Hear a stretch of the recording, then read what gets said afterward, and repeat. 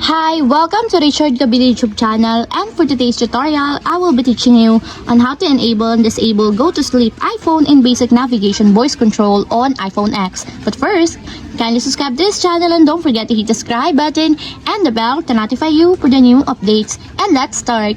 Using your iPhone X from your home screen, first go to Settings. Then in the settings, scroll down and find the accessibility and then top. Then in the accessibility, scroll down again and go to physical and motor section and then tap the voice control. Then in this part in the voice control, go to the section and then tap the customize commands.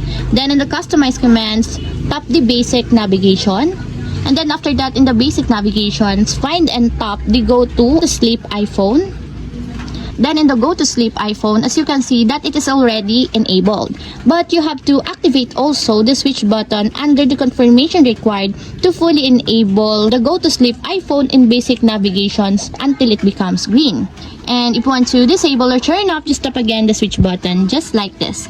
And that's it, we have successfully enabled and disabled Go to Sleep iPhone in basic navigation voice control on iPhone X. If you have a question, can you comment down below and don't forget to hit the subscribe button and the bell to notify you for the new updates. And thank you for watching!